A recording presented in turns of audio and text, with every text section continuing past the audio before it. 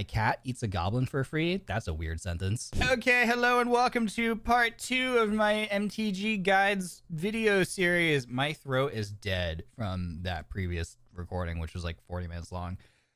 This one will probably be long too. I apologize in advance, but trust me, I promise you there's lots of valuable information in here, and I expand upon the tutorial and the things that the game does not teach you. But in order to try to salvage my throat, I have gone and made some throat coat tea. It has slippery elm in it, apparently.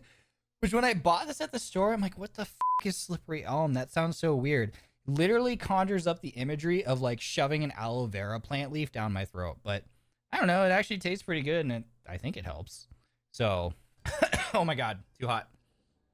That one just like, you know when you're sipping on something hot, kind of like inhale it accidentally sometimes. Raging Goblin. Okay, so this is interesting. Ow. Remember how I spent a bunch of time explaining last video how when you... Alright, my cat was trying to climb up onto my shelf, which he never has done before. I don't know why. I don't know why he was going after my Hoki Shinonono figure, my 1/4 scale figure on my shelf up there. Bro's got good taste, I guess. I don't know. But I had to stop that from happening because my cat is large, very large, very heavy, and that shelf would definitely collapse if he jumped up there. Okay, where was I? Sorry, this is a train wreck already. I don't know why anybody watches my stuff. Remember how I spent a lot of time last video explaining how when you cast a creature for the first time, the turn that it comes into play, it can't attack. It has summoning sickness. You have to wait until your next turn to be able to attack with it. This is a creature with an ability that gets around that. You can see this little piece of text right here. This is a static ability, meaning that it's just there and it's always active. Haste, you can see here. Haste, a creature with haste can attack and tap, that's a little symbol for tap, as soon as it comes under your control. So it can attack the same turn that it's played, or it can also be tapped like this. Now this is an important piece of text because some creatures, you don't necessarily want to attack with them the turn that you play them. Some creatures require to be tapped for an ability that they have to come into effect, to be used. So you want a creature with haste. If you want to be able to play a creature and activate its ability the same turn that it comes into play, and part of the cost of activating that ability is tapping the creature. If the creature also has haste, it means you can do it that same turn. If it doesn't have haste, again, summoning sickness, you have to wait until your next turn to tap the creature to use that ability. So haste is something that's pretty cool that gets around that, and you will find often in red aggressive decks like this, a lot of creatures that have this ability, this static ability called haste. Hopefully that makes sense. So they played it this turn on their first turn, and they attacked with it and dealt 1 damage. We only can play a land this turn. We want to play a land every turn if we have one. Boom. But we don't have enough to cast our Shrine Keeper yet. Another Gobbo. And another Gobbo. Okay, maybe worry just a little bit. Again, they have haste, so they can all attack the turn they came into play. Ouchies. Okay, our turn. I like how I was just like, huh? What did he even say? What is bro yapping about? Okay, we drew a land. We want to play land every turn if we have one. Boom. We can now pay for our 2/2 Shrine Keeper. Now, the great thing about putting this Shrine Keeper into play, these are all 1/1s, so they're smaller than our Shrine Keeper. So remember the term that we talked about in the previous video, where in combat, if they do attack into our Shrine Keeper, our bigger creature gets to eat one of their smaller creatures for free in combat. We play Shrine Keeper. Good blocker on the board.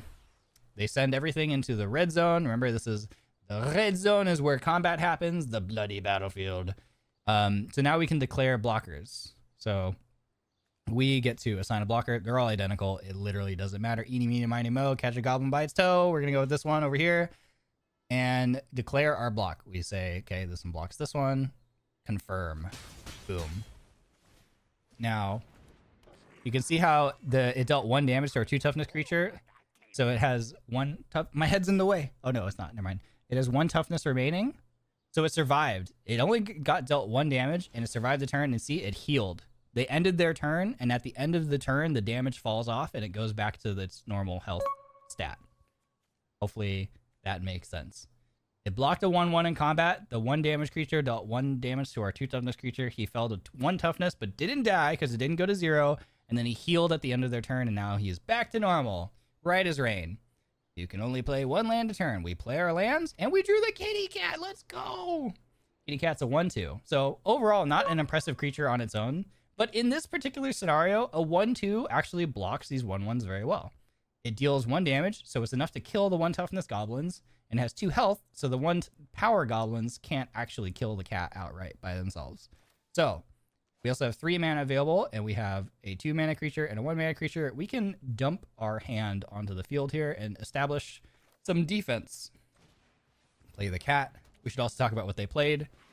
They played Goblin Bruiser. It's a 3 CMC creature, converted mana cost. 1+1+1 is 3, and it's a 3/3. So he is a big boy. This is a big boy.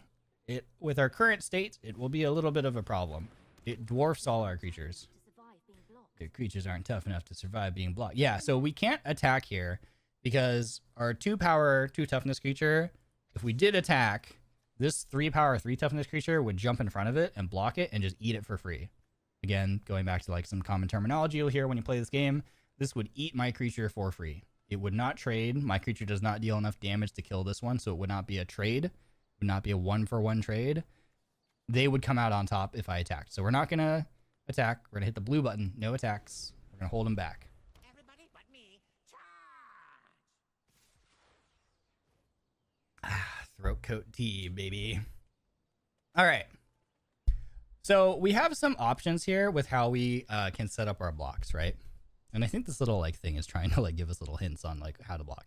So I talked about the fact that, like last time, our 2/2s block these 1/1s very cleanly and they survive. We also talked about the fact that the Sanctuary Cat can also block a goblin very cleanly and survive. Now, we have a 3/3 attacking. None of our creatures individually are big enough to jump in front of this and block it profitably. Like, for example, even my biggest creature on the board, this 2/2, if I blocked like this, again, their 3/3 eats my creature for free in combat because it's just bigger. Deals more damage, has more toughness. This creature just outright dies. Not a good exchange for us. So this is one iteration of blocks that looks pretty good. We would just take 3 damage because this would be unblocked. So this is option A for how we could set up our blocks. This creature eats this creature for free. My cat eats a goblin for free. That's a weird sentence. Now, another option that we have available to us, I think I mentioned this last game, but we didn't get to set it up because the rumbling Baloth was too big. We could actually do we could do something called a double block here.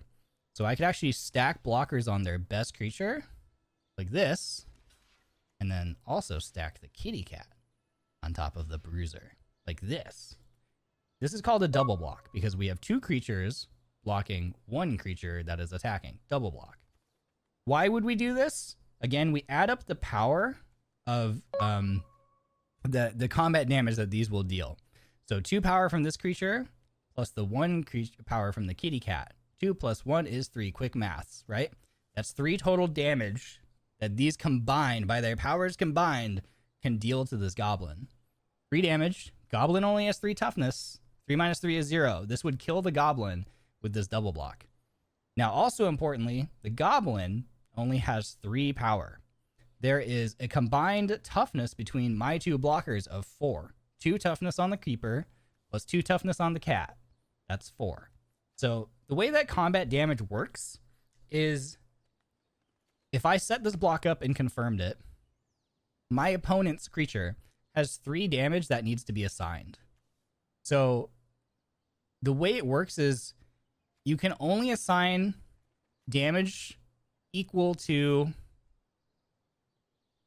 How do I explain this? So Goblin over here has 3 power. My creatures have a combined toughness of 4. This has 2, and this has 2. 2 plus 2 is 4. Quick math. With only 3 damage against 4 toughness, my opponent can only kill 1 of these creatures.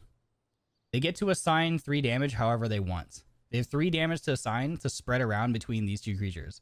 So, for example, they can say, Okay, of my 3 damage that I have available from my goblin, I want 2 damage to go to the Shrine Keeper, and then that's 3 minus 2. They have 1 point of damage left over. That remaining point of damage goes to the cat. But 1 damage is not enough to kill a 2 toughness cat. So they can kill the keeper, but they don't have enough damage to also kill the cat. If this was a 4 power goblin, they had 4 damage to spread around, they could easily say 2 damage to the keeper of that 4 damage, and the remaining 2 damage goes to the cat. This has 2 toughness, this has 2 toughness. If they both receive 2 damage, they die. But that's not the case. So this is the block that I personally am going to line up. I'm going to eat this goblin for free over here. My 2/2 eats the goblin 1/1 for free. And then I'm going to double block their best creature. And I will lose one of my creatures. I will lose my Shrine Keeper, but I will still get their best creature off the board. And I will also still have a cat around. So at the end of this exchange, what's going to happen is this goblin is going to die. This big goblin is going to die. And my opponent will only have a 1/1 goblin left on the board. I will still have this creature around. This one will survive this exchange. My opponent, if they're smart, is going to kill the better creature that's double blocking here, the keeper, because it's statistically better than the cat. But the cat still wins in my mind, okay? Let me make that perfectly clear. Cat's on top. The cat will be left over. So I will have a 2/2 Shrine Keeper and a 1/2 kitty cat. My opponent will only have a 1/1 goblin after this exchange. We will be ahead on board, is what we call that. My battlefield will be stronger than my opponent's battlefield at the end of this exchange, barring nothing crazy happening. But it's the tutorial, so of course nothing crazy is going to happen. So, declare blocks. Boom, boom, boom. See the damage here? He only took 1 of the remaining damage, and he's going to survive. Okay, Gobbo Grenade.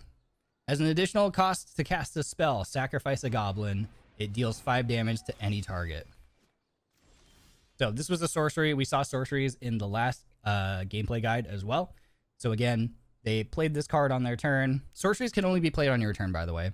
There's another type of spell called an instant, which can be cast at any points, including on your opponent's turn. But sorceries have to be cast on your turn. So my opponent's, and by your turn, I mean the caster's turn. So this is a spell belonging to my opponent. It had to be played on my opponent's turn because they owned it. As an additional cost. So in addition to paying the 1 red mana, as an additional cost to play this spell, they had to sacrifice a goblin, which was this little 1/1 that they had sitting around on the battlefield. And then when they pay that cost, this spell, Goblin Grenade, this spell, the name, deals 5 damage to any target. They chose to target my face. My beautiful, this is how I make my money, bro. I can't believe they would dare to do that. So they threw the 5 damage at my face. They could have easily thrown the 5 damage at Shrine Keeper, or God forbid the kitty cat, to finish them off and kill them, but they chose to deal damage to my face. So that's how you do that. We drew a land for the turn. We only have 2 lands. Play our land for the turn to develop our board. Now, really quickly, I wish I had, before I dragged that onto the battlefield, I wish I had explained something. So pretend I didn't. I could have held that land and bluffed that I had 2 cards in my hand. Because, like, in this scenario, see how my opponent only has 1 card in their hand right now? It's like, okay, you don't have that many cards. You're kind of down on resources. You're not as threatening. It's way more threatening and scary when you're facing an opponent who has like 7 cards in their hand, which, by the way, is the maximum hand size by default in this game. You can only have 7 cards in your hand at any time. Well, not at any time. If when you reach the end of your turn, you have more than 7 cards in your hand for some reason, you have to discard cards from your hand until you have only 7 remaining. You cannot end your turn with more than 7 cards in hand. You have to discard down to a maximum hand size of 7, just so you know. But imagine this scenario. I'm facing an opponent with only 1 card in hand. I'm like, okay, they're pretty low on resources. There's not too much crazy stuff that can happen. They can't just flood the board with creatures all of a sudden, probably. If my opponent had like 7 cards in hand and I only had 1 card in hand, I'd be like, oh, resource-wise, I'm kind of in trouble here. I'm at a disadvantage. So I could have held this land and been bluffing that I have 2 spells in hand, because my opponent can't see what it is. They can't see that it's just basic land and it's actually not scary. But I could pretend that I have scary cards in my hand and hold on to them. But if you recall, at the end of last video, we unlocked that 5 cost card. This, I think it was called Spiritual Guardian. I forgot. But the 5 mana cost creature. So we have 2 options. We had 2 lines of play. We could have held that land and just bluff to our opponent that we have more scary things going on than we really do. Or we could have played it, which we chose to play it. And the reason why we chose to play it and develop our mana base on the field is what we call that, and go up to 4 lands this turn, is because next turn, because we have this land, we know we can go up to 5 lands. We can put this onto the battlefield on our next turn and go up to 5 lands, so we have access to 5 mana to cast any 5 cost card that we draw. And we know that we now have a spell in our deck that costs 5. So I want to be able to play that 5 cost card when I draw it by having 5 lands in play. So it makes more sense, instead of bluffing to our opponents, it makes more sense to play that land so that next turn we can then play land number 5. And if we draw the 5 cost card, we can slam it on the battlefield. Hopefully that makes sense. That's a line of thought. You have multiple lines of play in Magic, and that's kind of how you think through them and decide, do I hold this card and bluff it? Or do I know that I have a more expensive spell in my deck coming and I want to be able to cast it as soon as I draw it? Hopefully that makes sense. Click on each creature you want to attack with. Math is for blockers. Hit the big red button and send them into the red zone, baby. Boom, boom. Okay, here we go. Sip of my tea, my throat. All right, what do we got?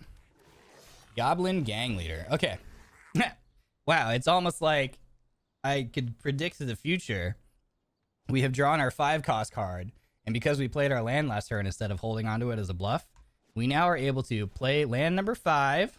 Boom. We now have access to 5 mana. We knew the most expensive card in our deck cost 5, which we just conveniently happened to draw, and now we can cast it. Here we go. Boom. And remember, we talked about this at the end of the last video. Whenever it enters the battlefield, you gain 4 life. Let's talk about this line of text really fast. Again, this is something that is called a triggered ability. What that means is that when this card resolves, and by resolves we mean enters play or comes into the battlefield, when it enters the battlefield, this effect triggers. It goes off automatically. As soon as this hits the battlefield and resolves, this effect pops, basically. It goes off. So when it enters the battlefield, you gain 4 life. So we were 8 life, remember, because we had a goblin grenade thrown at our face. We gain 4 life. We go up to 12 life. That is a enters the battlefield triggered ability, or not ability, triggered effect. So keep that term in the back of your mind. I'm just adding to your what's a dictionary? Dictionary of terms for Magic the Gathering. Enters the battlefield, triggered effect, triggered ability. Okay, cool. All right, let's look at the state of combat. We are in our attack phase here. So my opponent played Goblin Gang Leader last turn. Oh, here's another example of a triggered ability, right? When Goblin Gang Leader, that's this card, Goblin Gang Leader, enters the battlefield, again, a triggered ability, create 2 1/1 red goblin creature tokens. So when this card resolved, Goblin Gang Leader hit the battlefield on my opponent's turn, this triggered ability popped. It went off, and the text says create 2 1/1 red goblins. It made these little Gobbo tokens, minions. Tokens are cards that are not like physically in your library. They're just things that are created by an effect. And like if you were playing the paper card game, this would be like you'd have a stack of these off to the side, and like you would just reach into that pile and find like the 1/1 goblins and put them on the battlefield. When they die, they don't go into your graveyard because again, they're not part of your library. You would then set them off to the side, like in the pile, in the ether. You know what I mean? Anyway, so this is a cool card. Remember how I talked about the end of the last video as well? God, dude, I'm sorry that these videos are so long, man. I hope you don't hate me. There's so much to explain in this game though, and that's why I wanted to make this series, is because I think there's a lot of stuff that like it would be hard to learn this unless someone was explaining it to you. And hi, I'm explaining it to you. Aren't you lucky? So at the end of last video, when I analyzed this card, I talked about how this is something that we call a 2-for-1 card. Pretty cool, because normally this is like a 1-for-1, right? You played this card, Sanctuary Cat, and it's just 1-for-1 value. You spend the money, the mana costs, and you get a cat. You get a creature, and that's it. You pay the cost, you get a creature. That's it. Nothing else. No other benefits. Well, I mean, it's a cat, so like you get all the benefits. You know what I'm saying? But like, that's a bad example. I should have talked about Shrinekeeper. No one cares about Shrinekeeper. But for something like Spiritual Guardian, this is a 2-for-1. Because not only when we pay the cost do we get a creature, which is already a big body creature, which is great. We also get an added effect. We get enters the battlefield, you gain 4 life. So we got a creature, which is 1 piece of value, and we gained 4 life, which is another piece of value. We got 2 valuable things out of 1 card. It's a 2-for-1. Great value. Thumbs up. 2 thumbs up even. This Goblin Gang Leader is another example of a card. These kind of cards are great because you don't just get a creature. You get a creature plus additional effects. So pretty cool. This is what you could even describe as a 3-for-1 because we paid the cost for 1 creature, but we actually got 3 creatures out of it. So it's technically like a 3-for-1. You paid for 1 creature and you got 3 creatures. That's great value. That's 3 thumbs up if you have them. Pretty cool. Anyway, where we are, bleh, ADHD go burr. Okay, we're in combat on our turn. We have to decide if we want to attack. I need to have some sugar. I am burning brain calories right now. Do we want to attack? That is the question. Now, obviously, our little kitty cat must be protected at all costs. And we shouldn't attack with a 1-2 because they have a 2-2. 2-2 would eat the 1-2 in combat for free. Doesn't deal enough damage to kill their creature. Their creature deals enough damage to kill our creature. Not a good idea to send this into the red zone. You stay back. You just look pretty. You look cute back here on the back lines. You're the moral support, like all cats. Shrine Keeper, however, is a viable attacker because 2 power, 2 toughness. Their biggest creature is a 2-2. So they could just block right here. And if they did decide to block with this creature, for example, our creatures would do what we call a trade. If they threw their Goblin Gang Leader in front of our Shrine Keeper, each creature would deal 2 damage to the other. They both only have 2 HP, essentially 2 toughness. They would both die. They would do what we call trade. It's a 1-for-1 trade. I lose my card, you lose your card, 1-for-1 trade. Alternatively, my opponent could also do something like they could double block. Remember how we double blocked earlier? My opponent could do a double block. They could like throw both of these tokens in front of my Shrine Keeper, and then they would have a combined power dealt to my guy of 2, because 1 + 1 = 2. 2 damage would go to my Shrine Keeper of only 2 toughness, and it would die. My Shrine Keeper deals 2 damage. There's 2 toughness between the 2 of these, so 1 of the 2 damage would go to one guy. The remaining 1 damage left over would go to the other guy. They would both fall to 0 toughness and both die. So that's an option as well available to my opponent. That might not be great because then they only have 1 creature, whereas if they just block right here, they have 2 creatures, even if they're pretty bad creatures. Sometimes you just want to maintain more bodies on the ground for future chump blocks. You know, sometimes you want to keep the bigger creature around. So maybe they would actually just double block here, throw away 2 creatures, sacrifice board presence, but keep around the slightly bigger, better creature. It's an option. They also don't have to block. They're at 10 life. They could fall to 8 life. They could afford to not block here. But if they do block like this, what happens? These creatures die. They have a 1-1 and a 1-1. My board would be better. I'd be ahead on board. I would have a 1-2, which is bigger than either of their creatures, and a 3-4, which is much bigger than either of their creatures. If they double block and lose both of these creatures, I lose this guy. They have a 2-2, which is bigger than my cat, but it's still not bigger than my 3-4. I would still have 2 creatures, one of which is still bigger than their best creature, so I would still be ahead on board. So these are all things to think about before you click the really tempting red button. That's just like, I hope that me explaining my line of thought helps you understand how to like think about combat a little. But I'm going to go ahead and attack because even if my creature dies, like I was just describing, even if my creature dies, I will still be ahead on board. So this is an okay attack for me to make. So I'm going to go ahead and attack. They immediately snap blocked.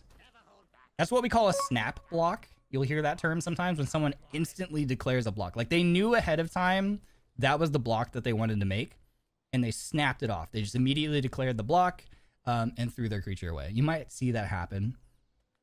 And if that happens, they're like snap block. They're like, okay, they already knew. They'd already calculated the outcomes in their head, and they knew exactly the line of play they wanted to take. They just immediately fired that off. All right, so they're attacking here, which is interesting, right? So this attack makes no sense on the board, right? Why would my opponent with very clearly inferior creatures attack into my very clearly superior creatures on board? This should give, anytime you see something like this, this should give you pause. Like you should pause to think, why would my opponent make a very obviously bad play? There must be something tricky going on here. We have information that they have 1 card in hand, right? Also, the reason why this is good, or it makes sense, is my opponent has perfect information. I talked about perfect information in my previous video. My opponent knows exactly what I'm working with because I have no cards in hand. They know that there's nothing surprising waiting in the wings. They know I have these creatures on board. They know I have this many lands. They know that all my lands are tapped as well, so I can't even pay to cast. Even if I did have a card in hand, if all my lands were tapped, if I'm tapped out, that's a term that you'll hear when I'm tapped out, which means that all of my lands are tapped and I cannot pay for any cards, even if I have them. They know that there's no surprise effects that I could cast from my side to blow them out of the water in combat. So this, if they have something, this is a very safe chance for them to try to pull a fast one on me. So again, anytime your opponent attacks into your superior board, it should tell you that maybe something's going on their side. This is probably, this card in their hand, we know they have one card. This is probably what we call a combat trick because we are in combat and this is a trick that could really, you know, turn the tides of combat in their favor. So this is telegraphing to me or indicating to me, signaling to me that something's going on here and I need to pause and think. So 2 damage coming across. Honestly, not that scary. I'm at 12 health. I could take 2 damage and fall down to 10 health. That's not a big deal. Combat tricks typically involve making creatures bigger in some way, whether that is by increasing the amount of damage that they do or the amount of toughness slash, you know, health that they have, or both. That's what a combat trick typically does at the most basic level. So it's possible that I'm actually not facing down 2 damage. On the surface, I'm facing down 2 damage. In reality, I could be facing down actually a lot more incoming damage if this is a spell, if this is a combat trick that makes their creature more powerful. So that's another thing to consider. Am I really willing to risk losing more health than I think I'm going to lose? Likewise, for example, if I was like, oh, you're so stupid, I just get to eat your creature for free. If I think this is a spell in their hand that makes their creature bigger, their really crappy, cheap, stupid creature that they don't care about losing might actually become big enough to kill one of my more valuable creatures that I don't want to lose. So if I think that this might be a trick that does something like that, I actually don't want to risk at least my best creature in combat. So that's something to think about. So I could either let this damage just come across, but I could also say, okay, maybe you have something, maybe you don't. I'm going to be willing to call your bluff and only risk my worst creature. Now, again, arguably, because cats are superior. Cats are the best. The cat, you know, in my mind is better than the spirit guardian. But on paper, I'm like, okay, I'm willing to see if you have anything and risk losing my worst creature. And if you do have something that blows me out in combat and allows you to trade your really crappy creature for my better creature, so be it. I only lost the worst creature on my board. It's not that terrible for me. And I made my opponent use a spell and they didn't get as much value out of it as they would want. Ideally, my opponent would love to probably kill my best creature with the surprise. Like, haha, gotcha, you know? But in this scenario, because I only put my worst creature at risk, even if they have something and they use this card, it's like, okay, well, gotcha, but I didn't actually kill the thing that I really cared about killing. And now I'm down that card because I used that card and I don't have it anymore. Does that make sense? I hope that makes sense. Thumbs up if it makes sense. Okay, we're going to only risk the cat in combat. Boom. It's time to bring the pain. The pain. I like how he did all of that analyzing for it to not be a combat trick. But that's what happens in Magic, man. That's like the line of thought that you have to take. So if we rewind, I just spent God knows what, like 30 minutes talking about how like that could be a combat trick that would blow me out in combat. And if I blocked with my best creature, I'd lose it. It turns out it wasn't a combat trick. It was just a creature the whole entire time. But that's how bluffing works. There's a lot of bluffing that goes on in Magic as well. And you have to like analyze the situation, decide if your opponent maybe has something, and then decide if you want to maybe call them on their bluff or not. So I decided to try to call them on their bluff. And it worked out for me because I ate their creature for free. I only took 1 damage, which is very low. That's like pretty negligible, right? From combat. I only risked my worst creature and I didn't even lose it. So yeah, that worked out really well. We called their bluff. They didn't have a combat trick.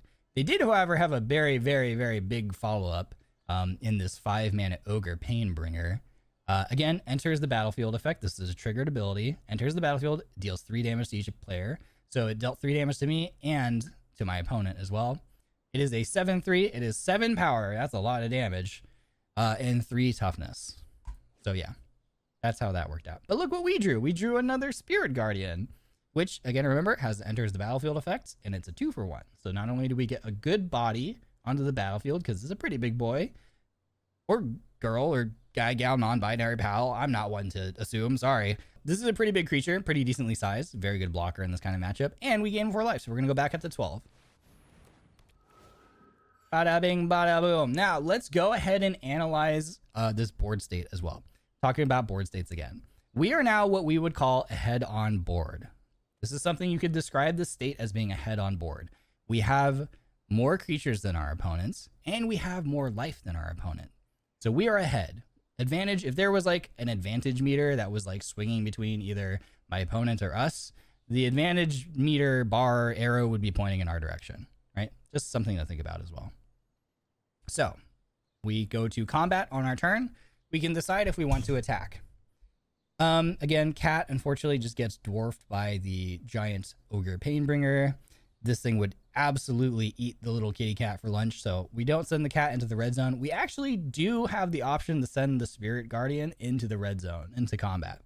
Because even though it doesn't do as much damage as their creature, it does still do enough damage to kill their creature in combat, right? 3 damage versus 3 toughness. So if we did this, and they decided to block, our creature would still kill their creature. Yeah, their creature would kill ours. 7 damage against 4 would suck. It would die. 7 damage against my 4 toughness. Obviously, this creature would die. But I also do enough damage back to their creature to kill theirs. This is their best creature on board. I'm going to go ahead and predict that they don't block. If this was like a real player and this is a real scenario and I attack like this, I'd be like, you don't block here. It makes no sense for you to block here because you lose your best creature. And here's another way. Here's some additional thought on top of that. Again, sorry, the video is really long. I'm piling it. I'm throwing so much information at you, but I hope that this makes you a better Magic player and you understand the game a little better. Teehee. The other reason why I'm okay with losing this creature in this exchange, if they block. If I attack and they block and my creature dies and their creature dies, I'm okay with that exchange because we already got value out of this card. Because remember when I talked about how it's a 2-for-1? Not only did we get the creature body, we also gained life. So even if this creature dies, we're okay with that because we already got some value out of this card just by gaining the 4 life in this matchup that's really close against an aggressive opponents and an aggressive deck. Gaining 4 life is really important. So we already got value out of this creature. Even if it never deals damage to my opponent's face, even if it just dies right now in its first time attacking, we're okay with that because we gained 4 life. So it did its job already. So we got value out of it. We're okay with making this exchange if they decide to block. I'm going to predict that they don't block because if they do block, they're left with just a dinky 1/1 against my superior board. And they would probably like to try to get this guy into the red zone and deal damage to me. So attack, instant, no blocks declared. They are now sending into the red zone. Now, again, I'm going to make you the best Magic player ever. Rah! No, I'm not. Instant attacks from my opponent again. This is a similar situation to last combat on their turn, where again, they have 1 card in hand. I don't know what it is. It could be a combat trick. But thinking back to the previous turn, they didn't have a combat trick. We called their bluff. They didn't have anything. So we know from that previous information that my opponent is willing to send things to their death, to their doom, without any sort of like combat trick support. So we could potentially, it's more safe to assume this time around that this is, again, not a combat trick and is maybe just a bluff or maybe just like a land card or just a follow-up creature. It's entirely possible. We might still get blown out, but making blocks this turn becomes a safer decision based on the previous turn's interaction, right? You got to think about back to like previous turns, how they played out.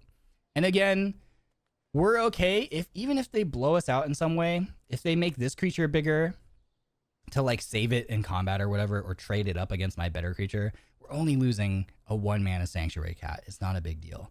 And even if they make it so that this creature survives combat and my creature dies, we're still okay with this creature dying because again, we already gained 4 life. We already got good value out of it. And it means that we caused our opponent to spend a card from their hand. you know, and we already got value. So we're okay with that as well. And if they have nothing, then this creature dies and these trade and they're left with nothing on their side of the board. And I'm still left with a cat and another 3/4. So I'm ahead on board again. So we're totally okay with risking these things in combat. No combat trick from them. So you should probably give up. This is probably a follow-up creature then. Or nothing. Interesting. So again, we called their bluff. And like I was describing, if they have nothing, we're ahead on board. If they have something, board is probably still pretty even. And we're okay with those exchanges because we already got value out of our cards that die. Destroy target tapped creature. Well, their creature's already dead. So, hee hee. We have 4 potential damage on board. They're at 4 life. We just say, On me, please. no, ship it. All into the red zone. Boom, GG. Yippee. Pokey bits that hurt the most. Well played. Good job. You beat them. Yay. My throat is dying. Oh. All right, we unlock more cards. We got Knight's Pledge, which is an enchantment aura, and we got Angelic Reward, which is an enchantment aura. Let's really quickly break down before we end this video what enchantments are. Enchantments are a new type of spell that we haven't seen yet. This is a type of card that sits on the battlefield until it is destroyed or removed. So similar to like land cards or creature cards. It's different than the sorcery spells that we've seen so far. So actually, if we click over to our deck over here, right, we have seen, for example, Take Vengeance, destroy target tapped creature. Remember how we talked about it's a sorcery spell. So we play this card and it resolves, which means that its effect happens, and then it immediately goes to our graveyard. Or if you're familiar with other games like, I think, Pokemon, it goes to your discard pile. And enchantments is a permanence. It's a type of card called a permanence, kind of like a land is a permanence, and a creature spell is a permanence. It permanently stays on the battlefield, however, unless it's like destroyed or any type of effect that says it goes to like exile zone or graveyard. But otherwise, it sits on the battlefield. And it's an aura. You can see it goes enchantment - aura. What an aura means is that it attaches to something. So you can see in the text box, it says enchant creature. So that means that this can attach to a creature. It can't attach to any other type of card. It has to be a creature. In order for this aura to be eligible to stick on something, that something must be a creature. And the effect, the benefit you get is enchanted creature gets +2/+2. So that means the creature gets bigger. It gets 2 additional toughness 2 additional power and 2 additional toughness. And that effect remains in effect. That was a really bad way to word that. That remains in effect for as long as this is on the battlefield. Similarly, Angelic Reward, again, it's an aura, and the target must be a creature. Enchant creature. If it is attached to a creature, like you attach this to a creature, enchanted creature gets +3/+3, so it's bigger again. It's 3 power extra and 3 toughness extra, and has flying. Yay! We'll obviously in the next video get into what flying is all about. So thank you so much for watching. Go watch the next video. Okay, bye.